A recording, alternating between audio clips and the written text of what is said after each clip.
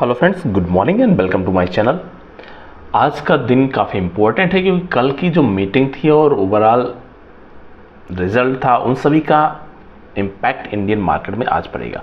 World market में already जो evening में सेंटिमेंट्स आया था फर्स्ट हाफ में वो नॉर्मल था। सेकेंड हाफ में 6 बजे के बाद में डेटा आता है तो पॉजिटिव सेंटिमेंट्स मार्केट लेता है और पॉजिटिव के बाद में ज़बरदस्त फॉर्मेशन करता हुआ हायर साइड में जाता है और लगभग 11:30 बजे तक रेंज हायर साइड की कंटिन्यू रखता है।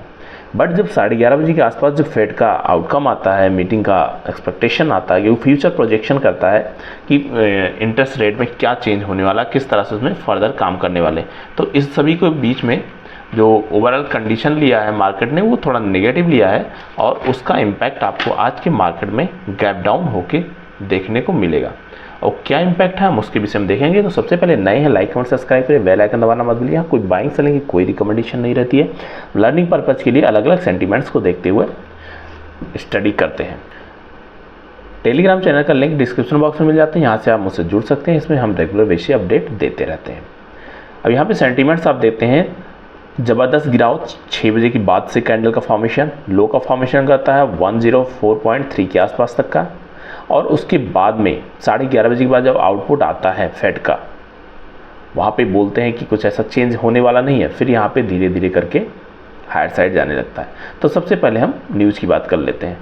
जो फेड चेयरपर्सन है मिस्टर पावल, उन्होंने एक्सप्लेन किया है कि रेट कट क्यों नहीं हो सकता है और क्या है। तो सबसे पहले कंडीशन क्या है, the federal reserve had interest rate study at the current 5.25 से 5.5% तक का स्टेट इन्होंने स्टडी रखा है, क्योंकि but revise it's outlook for the rate cut just 1 इन 2014। जो पहले 3 हुआ करता था उन्होंने ये इसको रिवाइज करके 1 कर दिया है। तो ये नेगेटिव इंडिकेट मार्केट ने लिया है, क्योंकि अभी इन्फ्लेशन का डेटा काफ़ी अच्छा आया था, उसके कारण से ऐसा एक्सपेक्टेशन था कि कुछ यहाँ पे इंडिकेशन देंगे कि कम से कम 2 तो रेट कट होना चाहिए। फर्दर इन्होंने जो पॉलिसी मेकर्स इन्होंने नोट किया है कि अभी जो फर्दर प्रोग्रेस है 2% जाने के लिए वो अभी एक मॉडरेट है, ऐसा कोई दिखाई नहीं पड़ रहा है कि डायरेक्शन उसी वे में कंटिन्यू हो रही है। क्योंकि आप देखोगे जनवरी में कुछ और डाटा रहता है, फरवरी में कुछ और है, मार्च में कुछ और रहता है, इस तरह मंथ ऑन मंथ स्पाइक्स बीच बीच में आते रहते हैं। तो इस वजह से अभी ये कंसर्न है और फर्दर अभी और यहाँ पे कॉन्फिडेंस के लिए वेट कर रहे हैं कि यहाँ पे इतनी जल्दी कुछ रेट कट होने के चांसेस नहीं है। तो इस वजह से भी कंडीशन यहाँ पे बनी हुई है। दूसरी, अगर यहाँ पे हाइलाइट्स की बात कर लेते हैं कि फेड ने जो भी कंडीशन दिया है इसके पीछे हाइलाइट्स क्या है, तो हाईलाइट यहाँ पे है कि फेड मीटिंग का जो हाईलाइट ओवरऑल आया है कि वेंसडे को 12 जून को मीटिंग हुई थी, उसका मेंटेन इट्स की interest rate and indicate that only 1 rate cut in anticipated. अभी क्लियर नहीं है, इन्होंने जस्ट एक before the year and clear नहीं बोला है कि हम नवंबर में रेट कट कर देंगे, बस इन्होंने इंडिकेट किया है कि ऐसा होने वाला है। तो अगर फ्रेंड्स ऐसा कंडीशन इन्होंने किया है, policy makers forecast for the 1 rate cut was down from the previous forecast of 3। इससे पहले जो FOMC हुई थी, मीटिंग हुई थी, उसमें 3 का फोरकास्ट था, लेकिन इन्होंने क्लियर अभी ऑफिशियल स्टेटमेंट नहीं दिया है। क्योंकि ऐसा है कि इन्फ्लेशन का डेटा अभी भी कूल नहीं हुआ है, जैसा कि पिछले 2 महीनों को इन्होंने दिया है। डेटा लास्ट मंथ का बेटर आया है, बट अभी ऐसा कॉन्फिडेंस के लिए इतना बेटर होता हुआ नहीं देखने को मिला है। कॉन्फिडेंस आ जाए और उसके बेस में कुछ इंडिकेशन होता हुआ देखने को। तो सबसे मोस्ट और इम्पोर्टेंट जो है वो है कि 2% की तरफ जाने के लिए इनकी डायरेक्शन। अभी जो 3.3% के आसपास इन्फ्लेशन घूम रहा है, अगर कुछ यहाँ पे डिस्काउंट दे, कुछ ईज देते हैं कि इंटरेस्ट रेट हम कम करेंगे, तो वहाँ पे फिर दोबारा से अपर साइड का हो सकता है। क्योंकि मार्केट में जितना पैसा आएगा उतना लोगों की बाइंग पावर बढ़ेगी और बाइंग पावर बढ़ेगी तो डेफिनेटली डायरेक्ट इनडायरेक्ट वे से कॉस्ट पे इम्पैक्ट पड़ेगा। यहाँ पे भी एक कंडीशन सिमिलर तरीके से अलग अलग न्यूज़ चैनल पे भी सिंपल कंडीशन बनी हुई है कि जो 1 क्वार्टर पॉइंट का ही इंडिकेट किया है। जो कलेक्टिव फॉरकास्ट है ऑफिशियल की interest rate is now implies only 1 quarter point. Quarter point का मतलब है 0.25। जैसे 5.25 से 5.5% है तो ये 5% लेके 5.25% तक हो जाएगी। 25 पॉइंट का 0.25 पॉइंट का बाय एंड ऑफ 24। ये इन्होंने अभी क्लियर नहीं बोला है, बस इन्होंने एक इंडिकेशन दिया है।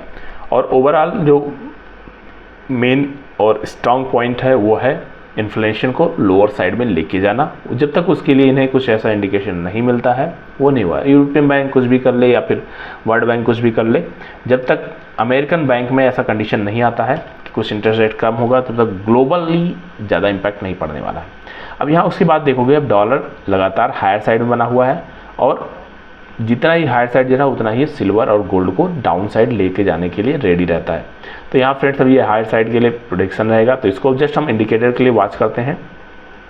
नेक्स्ट अगर गोल्ड को आप देखते हो तो जिसको 6 बजे के बाद में स्पाइक लगा था, धीरे धीरे करके वो स्पाइक डाउन साइड आता हुआ देखने को मिला है और इस कारण से यहाँ पे एक गिरावट है और गिरावट अगर ये यहाँ पे हायर साइड जाता तो ये डेफिनेटली डाउन साइड के लिए रेडी रहेगा।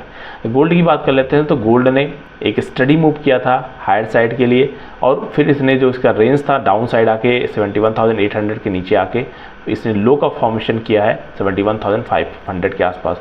तो जिन्होंने यहाँ पे प्रॉफिट बुक किया होगा वेल एंड गुड है, अदरवाइज आज मार्केट की ओपनिंग डाउन साइड ज़्यादा होने के चांसेस बनते हुए देखने को मिले हैं। जैसे कि ग्लोबली 1% डाउन है तो यहाँ पे लगभग डाउन होने के चांसेस बनेंगे। अब यहाँ पे सिल्वर की बात कर लेते हैं फ्रेंड्स। सिल्वर अभी स्टडी मूव कर रहा था, लेकिन ओवरऑल जो जैसे जैसे मार्केट में इनपुट आता जा रहा है, लोग न्यूज़ को रीड कर रहे हैं और अलग अलग डायरेक्शन में उसका मतलब निकाल रहे हैं, तो उस कंडीशन में अभी ये 29 पॉइंट के आसपास बना हुआ है।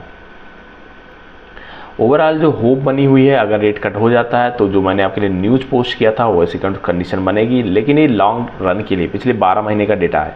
हम यहाँ पे वीकली व्यू लेके चलते हैं। वीकली व्यू में अगर 29 के आसपास ट्रेड कर रहा है, अगर इसके नीचे निकलता है तो फिर 28.5 इसके लिए स्ट्रॉन्ग सपोर्ट काम करेगा, क्योंकि ये लगातार ऐसे जोन पे हिट कर रहा है जो इसको डाउन साइड ले जाने के लिए रेडी है। और अगर आप इसमें ओवरऑल देखते हैं तो 11:30 बजे के आसपास से जब इसमें कुछ डेटा आना स्टार्ट हुआ पॉलिसी मेकिंग का, तभी से इसमें गिरावट आनी स्टार्ट होगी। अब इन सभी के बीच में गोल्ड निगेटिव है, सिल्वर निगेटिव है कॉमेक्स में, और डॉलर इंडेक्स पॉजिटिव है। तो इन तीनों डॉट्स को अगर हम मिलाते हैं तो जो हमारी कंडीशन है ट्रेडिंग पॉइंट ऑफ व्यू के लिए, वो यहाँ पे अगर आपने ट्रेड किया होगा तो डेफिनेटली मैंने आपके लिए जो कंडीशन बोला था 90,000 या फिर 90,150 के आसपास आप स्टॉप लॉस लगा लेंगे तो बेटर रहेगा। अगर जिन्होंने स्टॉप लॉस लगाया होगा वो आज एंजॉय करेंगे, क्योंकि मार्केट में गैप डाउन ओपनिंग होगी और गैप डाउन ओपनिंग होने के साथ साथ ही हो सकता है ट्रेंड लाइन को भी टच कर जाए, क्योंकि अगर कॉमेक्स में 3% की गिरावट है तो यहाँ भी इतनी पावर नहीं कि रोक सके। डेफिनेटली अब इसके लिए जो हमारे लिए वीकली सेंटीमेंट बचे हुए थे, 2 दिन की ट्रेडिंग इस वीक में बची हुई है, तो जो वीकली टारगेट्स था होपफुली हमें देखने को मिल सकता है। कंडीशन फर्स्ट कैंडल ओपन होने के बाद में सेकंड में आप प्लान करना, या फिर अगर गैप डाउन ओपनिंग ना हो के बहुत ज़्यादा 90,000 के नीचे भी निकलता है तो फिर यहाँ पे कंडीशन ऐसी बचेगी कि आपको 89,000 और 88,500 600 ये लेवल्स इसको देखने को मिल सकते हैं। ओवरऑल हम कंडीशन यहाँ पे बेस जो चल रहे हैं अगर इसको देखते हैं तो ट्रेंड लाइन का अच्छा सपोर्ट चल रहा है। डाउन साइड के लिए अगर ट्रेंड लाइन ब्रेक करती है तो फिर 86,000 का टारगेट आपको 2-4 दिनों में देखने को मिल सकता है। और अगर इन केस यहाँ पे आकर छोटी छोटी कैंडल बनाता है तो मार्केट के लिए फिर हम वेट एंड वॉच सिचुएशन में बन जाएंगे। अभी ऐसा सिचुएशन नहीं बनी है थी कि मार्केट में आपको कुछ भी पॉइंट्स अपने घर लेके जाने हो, क्योंकि डेली यहाँ पे कंडीशन जो रहती है वो चेंज होती रहती है और उन सभी कंडीशन के बीच में हमें अपनी पर्टिकुलर सेल्फ लर्निंग के बेस में अपनी कंडीशन बनानी होती है, हमें करना क्या होता है। तो मैंने आपके साथ शेयर किया है, जब भी न्यूज़ आए, अगर न्यूज़ आने के बाद कंटिन्यू उसका फॉलोअप आता जाता है, आप कभी भी देखेंगे लगातार फॉलोअप आता जा रहा है, हायर हाई या फिर लोअर लो करता जा रहा है, तब तक उसमें बने रहना बेटर होता है। न्यूज़ को फॉलो करें या फिर ट्रेंड को फॉलो करें। अगर नेक्स्ट कैंडल इमीडिएट उसके नीचे बन जाती है तो फिर वहाँ आपको निकलना चाहिए। और स्टॉप लॉस अगर आपने लिया होगा तो डेफिनेटली आप लोग कुछ लर्न कर रहे हैं, अदरवाइज़ अभी आपको थोड़ा और फोकस करने की ज़रूरत है, क्योंकि न्यूज़ सेंटिमेंट्स ट्रेड करना इतना ईजी नहीं होता है, क्योंकि उसमें साइकोलॉजी डायरेक्टली और इनडायरेक्टली बेस से रिलेटेड होती है और वो एक पॉइंट से बहुत बड़ा इम्पैक्ट कर सकती है। अब यहाँ फ्रेंड्स अगर 3 कैंडल देखते हैं पिछले 3 से 4 दिनों की, तो जब हम बाइंग की अपॉर्चुनिटी के लिए देखते हैं, जब भी कोई बड़ा मोमेंटम आता है या तो उसके बराबर बाइंग आ जाए या फिर उसके ऊपर मार्केट निकल जाए। तो आज ये होप थी कि एक मार्केट में जो फेड का इंडिकेशन आएगा, अगर पॉजिटिव डायरेक्शन में आता है तो हमें एक अच्छा मूव देखने को मिलेगा। जैसे कि ओवरऑल जो सेंटीमेंट्स आए हैं, डेटा आए हैं, वो पॉजिटिव साइड में आए, तो पॉजिटिव साइड में आए तो इसका इम्पैक्ट आपको मिला यहाँ पे लगभग 2.5% के आसपास की तेज़ी देखने को मिली। अब फेड ने ऐसा बोला है कि जो 3 रेट कट कर था वो 1 रेट कट करने वाले हैं, और फर्दर उन्हें ऐसा इंडिकेशन नहीं मिल रहा है कि ये हम 2% की तरफ ही जाते हुए देखने को मिल रहे हैं। तो इन सभी कंडीशन के बीच में आज अभी मार्केट के लिए फेड का स्टेटमेंट एज ए नेगेटिव ले रहा है मार्केट, तो उसके लिए आपको रेडी रहना होगा। फर्दर नए टारगेट्स के लिए देखेंगे। आज की जो पॉसिबिलिटीज़ बनती हुई जा रही है, जो न्यूज़ बेस आया हुआ है, उसमें कंडीशन रहेगी कि थोड़ा डाउन साइड रहे, और डाउन साइड के लिए ट्रेंड लाइन इंपॉर्टेंट रहेगी। इनके ट्रेंड लाइन ब्रेक करता है तो आपको फिर जो वीकली सेंटीमेंट्स का टारगेट है यहाँ तक के व्यू भी देखने को मिल सकता है, लेकिन ट्रेंड लाइन ब्रेक करेगी, उसके बाद में क्लोजिंग बेसिस का कंडीशन रहेगी। स्पाइक लगाता है तो स्पाइक के ऊपर कैप्चर कर पाना इतना ईजी नहीं होता, जब क्लोज कर दे उसके बाद में नेक्स्ट मूव के लिए आपको देखना पड़ेगा।